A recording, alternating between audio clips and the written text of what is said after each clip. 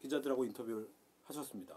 예. 근데 약간의 웃음 그리고 태도 때문에 기사 중에는 조롱이라는 기사도 상당 부분 있었습니다. 여기에 대해서는 어떤 생각을 하고 계십니까?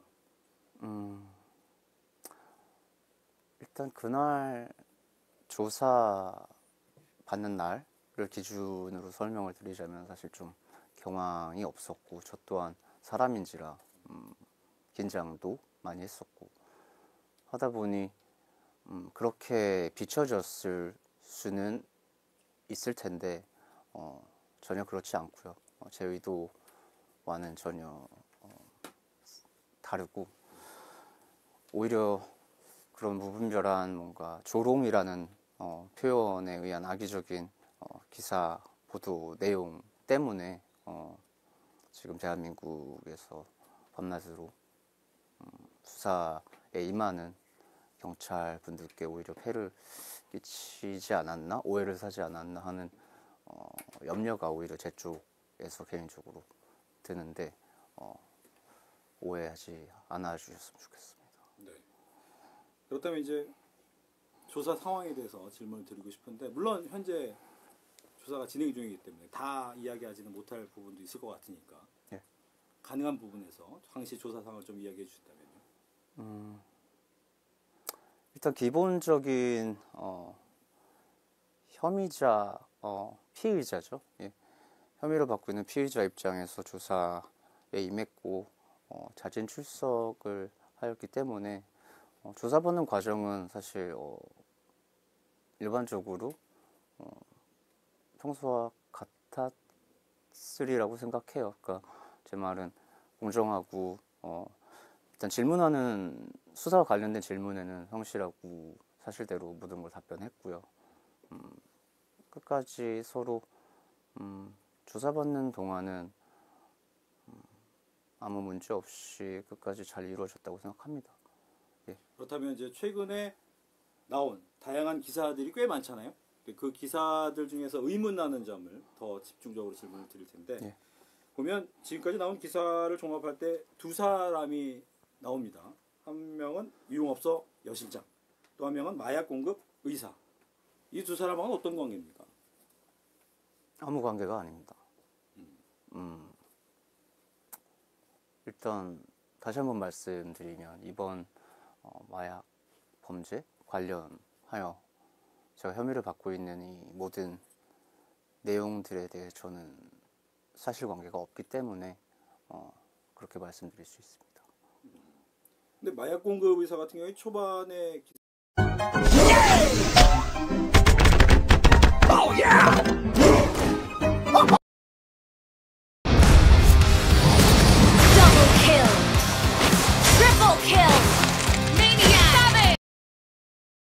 기사 푸는 생각이 드네요. 예. 그럼 여실장 관련해서도 한 번 더 질문을 드릴게요. 예. 뭐 언론에서 보도하기로는 유흥업소 여실장이 지난해 12월 초 지드래곤이 다녀간 업소 화장실에서 수상한 포장지를 발견했다. 그 이후 지드래곤의 행동도 이상했다라는 취지로 경찰에 이야기했다고 보도가 됐습니다. 이 부분을 좀 설명해 주시죠. 제가 설명할 길이 없는데 저는 그분의 지금 행동이 이상한 걸로 보여지고 저도 언론이나 기사 내용을 통해 제가 지금까지 아는 바로는 그분이 어떤 사람인지 그 여실장이 누군지 그리고 제가 한 행동에 관하여 사실인지 왜냐하면 제가 듣기로는 제가 알기로는 마약 전과가 또 있고 한 사람이라서 그 사람의 진술에 신빙성이 있는지 사실 저 또한 의구심이 많이 드는 입장입니다. 또 하나 기사가 나왔었죠. 제모 관련 기사였어요. 이 내용을 보면 온몸의 전부 또 일각에선 대부분을 제모했기 때문에 결과적으로 손톱과 발톱을 제출할 수밖에 없었다라고 얘기가 나왔습니다. 기사가. 이 부분을 설명을 듣고 싶어요. 일단 가장 먼저 제가 말씀드리고 싶은 건 보도된 내용에서 말하는 온몸, 전신, 제모라는 제목의 기사 내용은 사실과 전혀 다른 부분이고요. 사실 이건 조금 개인 프라이버시의 문제라고 생각은 되나, 지금 제가 자신 있게 말씀드릴 수 있는 건 저는 작년 앨범 활동 후로 거의 1년 반 이상을 모발을 탈색이나 염색을 전혀 한 적이 없기 때문에, 그리고 제일 중요한 건 자진 출석을 하는 시점에서 경찰 측에서는 뭐 통신이라든지 신체 압수수색 영장이 없음에도 저는 저의 좀 결백을 하루빨리 입증을 하기 위해 자진적으로, 그러니까 자발적으로 모발이나 그리고 수사관과 그날 협조, 뭐 상의, 확인 후에 결정하여서 그들의 동의하에, 요구하에 손톱, 발톱까지 이미 제출을 한 상황인데,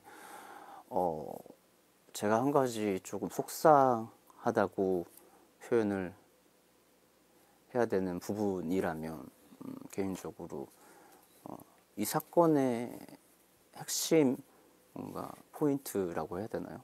좀 요점, 뭔가 본질적인 사건의 중요한 맥락에서 계속해서 조금씩 벗어나는 듯한 느낌을 저로서는 받고 있어서 왜 다른 의혹들이나 오해가 계속 커져가는지 모르겠는데, 중요한 건 마약을 했냐 안 했냐에 대한 본질적인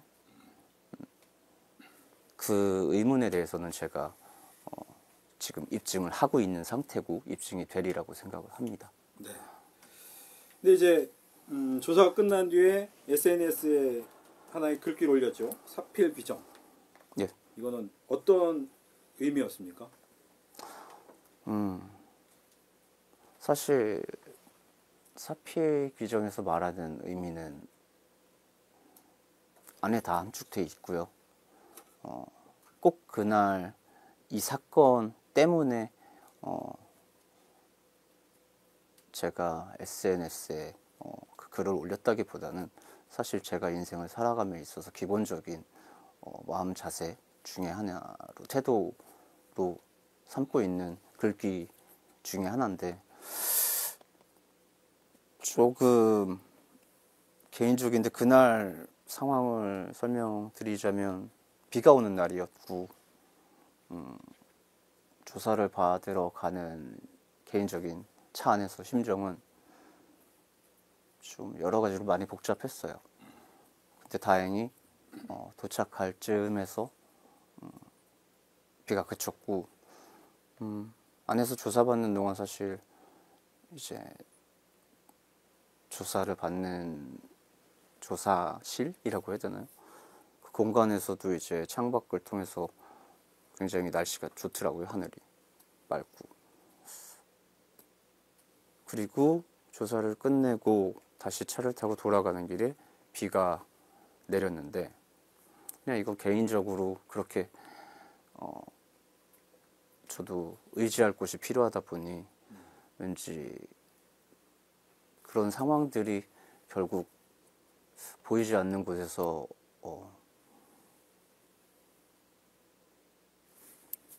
진실?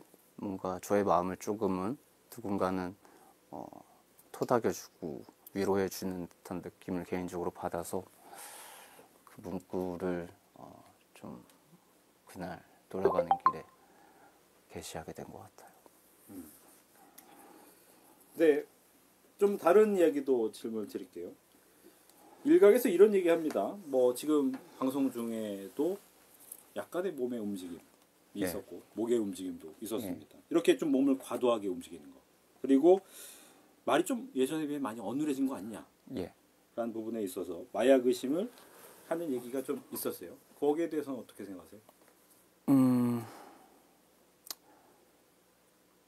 이번 사건과 관련해서 비춰지지 않더라도 혹 제 말투나 행동 때문에 비춰지는 모습에 의해서 대중분들이 보시는 분들이 불쾌하거나